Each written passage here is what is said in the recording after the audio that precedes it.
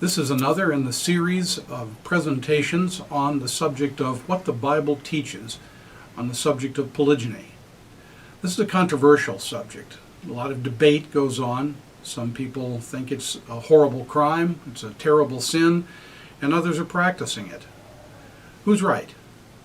What we're going to do in this time together is to look at the question of what are the ground rules in this kind of a debate, because there should be some. The real question here at the beginning is, what is the burden of proof, or who has it? The concept of the burden of proof arises from the Latin maxim semper necessitas probati incumbit e qui agit. The necessity of proof always lies with the person who lays charges. And of course, charges are being laid. It's being contested by many people that the act of polygyny is a sin, and in some cases they assume that it's a sin even worse than adultery, perhaps even worse than the sin of homosexuality. Well, when debating any subject, there is an implicit burden of proof on the person asserting a claim. The burden of proof rests on the party who advances a proposition affirmatively. Alex Michaelis, in 1969, in his book Principles of Logic, said, "Usually one who makes an assertion must assume the responsibility of defending it. If this responsibility or burden of proof is shifted to a critic, the philosophy or the fallacy of the appealing to ignorance is committed." The upshot of this is that those laying the charge that polygyny is immoral, not divinely accepted, have the burden of proof. Though the proposition polygyny is immoral is negative, it is advanced positively. Those who practice polygyny do not advance a proposition, such as polygyny is a morally desirable behavior or morally required behavior. They simply practice it.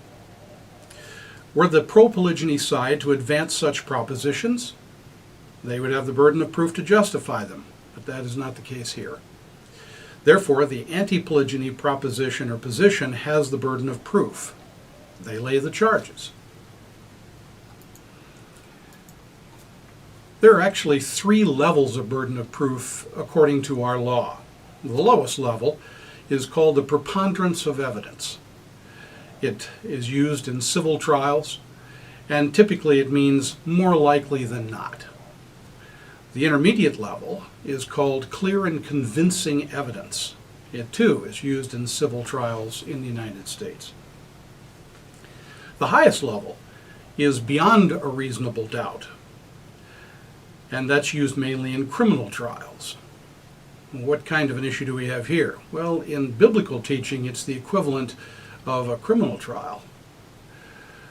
So the anti-poly position that polygyny is a sin would seem to require the highest level of a burden of proof. Certainly, if they say that it's a transgression against God, they must show that polygyny is contrary to the explicit prescription or a commandment. Were they to argue that it is simply falling short of an ideal standard, then clear and convincing evidence might be enough. As long as the pro-polygynist position does not make an affirmation, then the practice has the presumption of innocence, as in innocent until proven guilty. What would this amount to as we look into the scriptures? I'm going to give you the statement of a mystery prof. This is a professor of Old Testament who is well known, has written many things about the Old Testament, but as I said in the first time we were together, I will spare him any possible embarrassment, and I will simply tell you what he says. And after all, it doesn't matter who he is, it matters what he argues or what he says here. He says there are, or could be, dozens of ways of proving that polygyny is immoral. One could use a command, such as that found in the first commandment, that you shall have no other gods before me. It could then forbid a second wife. You shall not have a second wife. There are several possibilities here, but probably the best one that way that we would state it in Hebrew, translated over into English, would be, he shall not take for himself another wife when he has to him a wife. Do we have anything like that? We're going to be looking at the scripture in a minute. Or, the professor goes on to say, there could be a law. And that would be if a man who is already married marries a second wife, then, and it tells you in the remedy that that's something he shouldn't do. Or, he goes on to say, there could be a wisdom saying, such as, the man who has two wives is like, and then it would say something negative. Or there could be a narrative, but he's cautious here. He says not one that features problems with two wives, we have those, but one that explicitly draws a didactic conclusion. For example, that is why God ordained that men only have one wife. Or he says there could be a statement in the holiness code language. That's another kind of, or a genre of writing in the Old Testament. And he gives an example of that. To have more than one wife would be an abomination to the Lord. Such a man shall be cut off. Our mystery professor concludes his comment by saying, the list could go on, but of course, they don't do any of these things, as you well know. And I do. So, having summed that up, we could say that at least one expert on the Old Testament says those who advance the anti-polygyny position cannot or will not be able to make their case.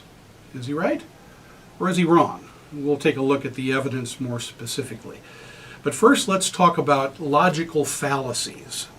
There are some which I have found from my studies on this subject to be systemic. They just come back time after time, and they seem to be a part of the warp and woof of the arguments that are advanced in this situation. We must be careful that neither side commits these. The first of these I would call the elevation of silence over statement. I'll quote to you from one writer. He says, in the patriarchal period, there are several examples of plural marriages, though no explicit verbal condemnation of this practice is given in these biblical narratives. The narrator presents each account in such a way as to underscore a theology of disapproval. The record of these polygynous relationships is bristling with discord, rivalry, heartache, and even rebellion, revealing the motivations and/or disastrous consequences that invariably accompany such departures from God's Edenic ideal. Here, as elsewhere in the Hebrew Bible, narrative theology of divine disapproval often speaks even louder and more eloquently than explicit condemnation. That's found in one of the writers who is the most opposed to polygyny that I've been able to find. His name is Richard Davidson. He's the chairman of Old Testament Department at Andrews Seminary with Andrews University in Michigan. He wrote a book called The Flame of Yahweh, Sexuality in the Old Testament. And one of his key chapters is quoted by one of his former students in a book called The Pathology of Polygamy, Cross-Cultural Mission on a Biblical Basis by Ron DePries. I'll be quoting from his book on a number of occasions. Now this all sounds very scholarly and could conceivably be true in some cases. It's a very dangerous principle, however, in hermeneutics because it makes interpretation subjective. For example, Davidson makes the bold and completely unjustified statement, as I just read, that each account of polygyny in the Old Testament is presented in a negative light. He explains it by implying that the narrator associates the practice with discord, rivalry, heartache, those different things that I listed to you, and that this in turn implies that the practice itself is wrong. What Davidson admits to tell his reader is that these evaluations are actually but statements arising from the fallacy of guilt by association, another problem, and also by post hoc ergo propter hoc reasoning. After this, therefore this. And by using these different fallacies that we haven't talked about yet, he seeks to try and show that the silence of the text speaks louder than having a clear verse. I generally find that people who use that argument do so because they can't find a verse. Having gotten it all wrong that way, the well of interpretation for him is going to be poisoned from there on. We'll come back again and talk about that sort of thing later.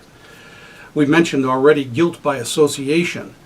Richard Davidson says, these verses not only reveal, he's talking about the man Lamech in the book of Genesis, not only reveal Lamech's marital status, but give an indication of his reprobate moral character, leading to actions filled with violence and even murder, vengefulness and insolent boasting. The poetic boasting of Lamech with the play on the number of 7 gives some indication that Lamech was even conscious that his reprobate morality represented the fullness of what it means to rebel against God. In particular, the narrator highlights Lamech's bigamy by referring 3 times to this fact in his marital status. Thus, the narrative emphatically represents the practice of plural marriage as a departure from the monogamous order of creation. Impressed? You shouldn't be. Whatever we may say about Mr. Lamech, the text says nothing about his polygyny as being evil. Davidson is simply associating it with the other things that he has seen or thinks that he has seen in the narrative which go against Lamech. Another fallacy that it comes up over and over again is post hoc ergo propter hoc reasoning. That's Latin for after this, therefore this occurred, and therefore this was the cause of it. So just because we have a chronology, something happens before something else, we assume that what happened first is the cause of what happens after that. Davidson presents us with the seeds of such reasoning when he speaks of the disastrous consequences of polygyny. Those seeds come to fruition in his discussion of David. Following the discovery of his student Ron Dupree's that David's life went through cycles, the reader is told that every time David went after more wives, judgment occurs in his life. Says Davidson, the references to David's polygyny are constantly recorded by the narrator after a period of silence. He means by that spiritual silence in his life, in the final step of the cycle, i.e. sin. And each of these references is a statement of is in the context of calamity, threat, and judgment. And he cites some passages for us. And again, we'll come back to these when we come to that particular passage.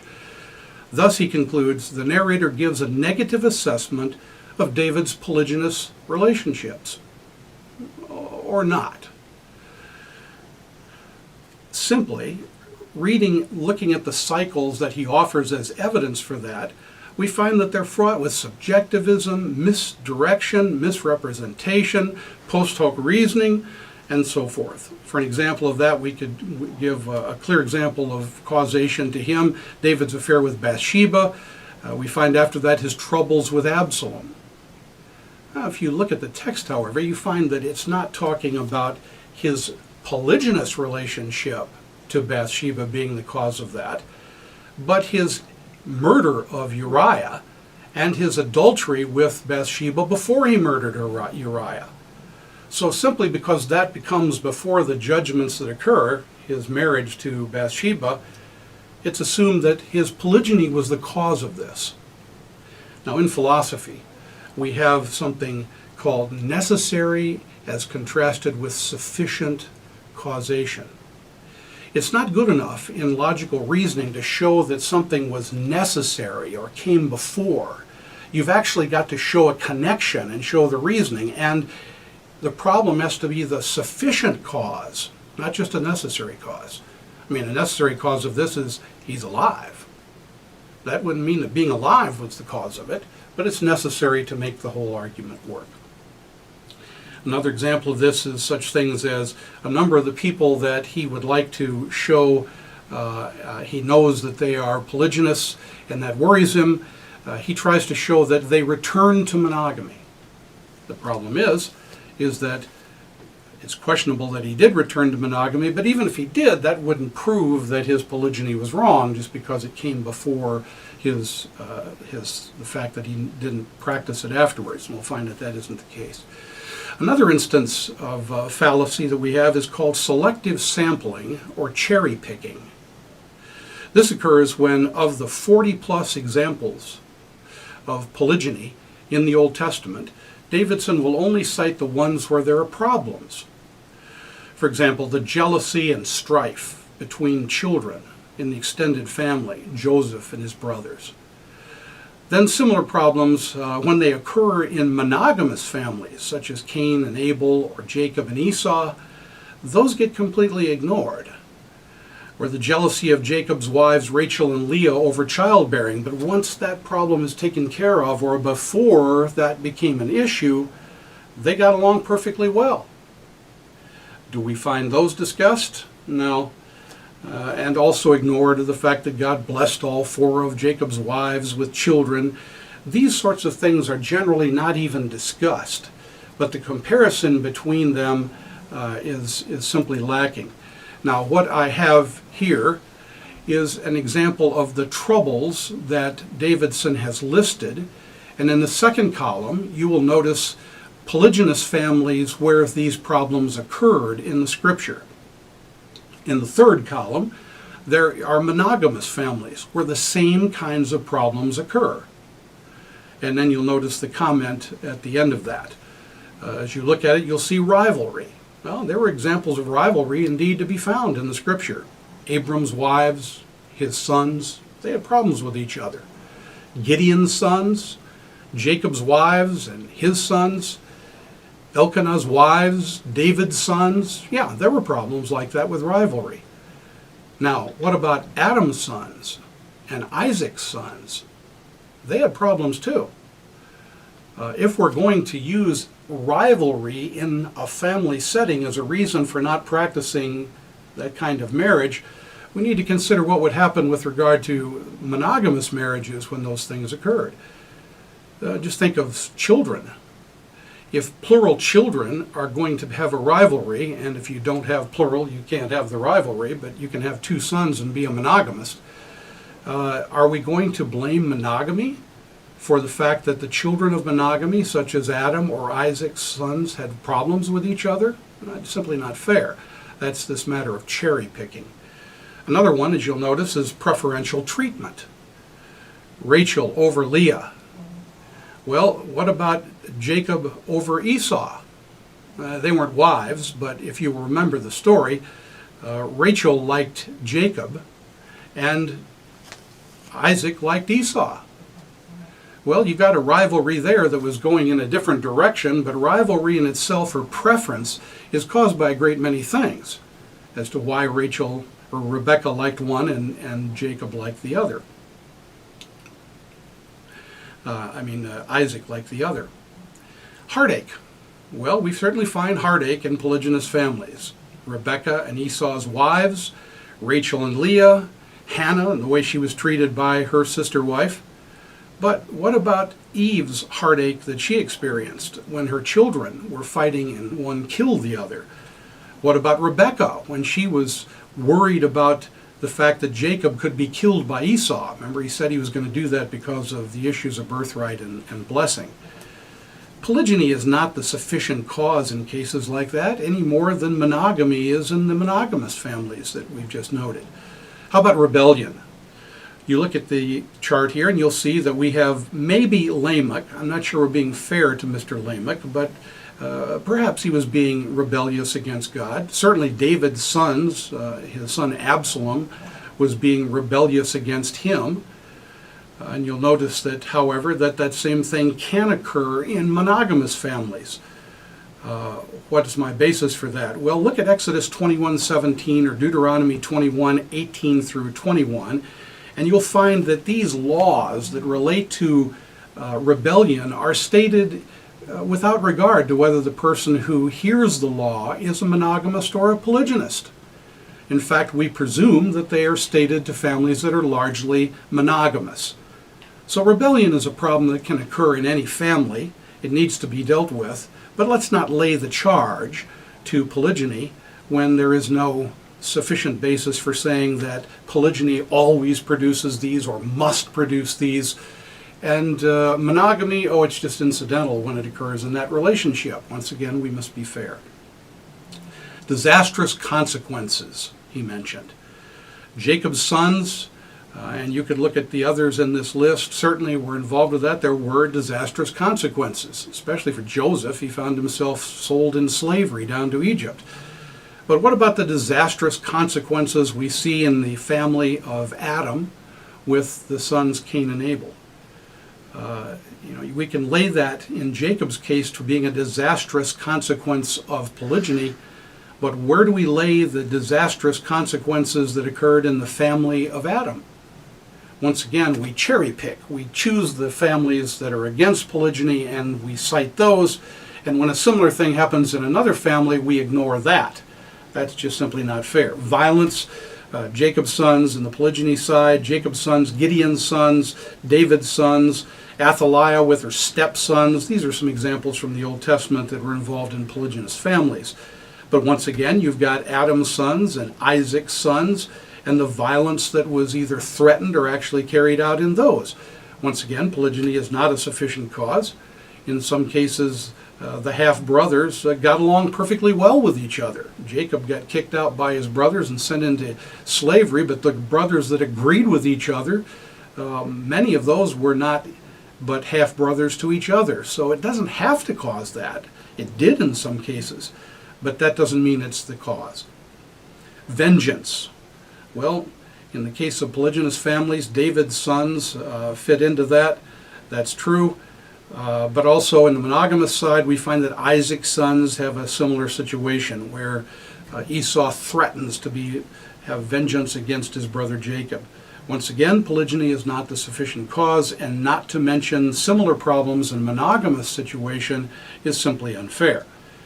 Then there's insolent boasting. Well, did Lamech do it? Let's assume for the moment that he did. What about the statement in James 3:14 and 4:16 that tells us that we should not have insolent boasting ourselves and shouldn't be filled with pride? Is that a particularly polygynous cause? No. James, we presume, is writing by and large to monogamous. And yet we can see that insolent boasting can occur anywhere. Then there's such things as a category mistake. Polygyny is presented as a covenant involving three parties, a man and two wives. That's his covenant. No, it isn't. The family has multiple wives and multiple covenants. To put them together and try to speak of a threefold covenant is wrong. They're actually two covenants, and the family is the unifying thing. So we've got to keep the subordinate or species away from what's the authoritative top position. This fallacy repeats itself in the so-called argument from singularity. We're going to talk about that. Proverbs 5 is presented as an ode to monogamy, when it in fact is really an ode to marital sex versus fornication and adultery, glorifying a given marriage for its benefits and moral acceptance over and against sins, sexual sins of fornication and adultery, does not in any way demean plural marriage in the extended family. The marriages are the parts and the family is the whole. Then we're going to find over and over again misleading word studies. Davidson and others spend a large amount of time trying to make or break verbal distinctions in order to support their position. For example, Davidson hypes a word study of the key word to her sister in Leviticus 18:18, comparing it to a large number of what should be understood as obviously irrelevant figurative uses of that word in a few locations elsewhere in the Scripture, in an attempt, of course, to argue to us that the word should be interpreted figuratively in the crucial context that in the verse, and that's Leviticus 18:18. He also spends a lot of time showing that the term for concubine implies someone other than a man's first wife, as if that matters, as if that makes a difference. But this happens over and over again, and we are moved away in our thinking from what should be the crucial arguments to something else. These and more fallacies abound in the anti-polygyny positions, I'm afraid. If they're opponents of polygyny, if they're willing to stoop to any level, then we're going to find what in fact we do find. If you were to read that chapter by my friend Richard Davidson, you would find that over and over again there are so many logical fallacies that occur in those that it's actually fairly embarrassing. In the next time that we get together, we're going to talk about specific passages, and we'll start at the start. We'll start in Genesis.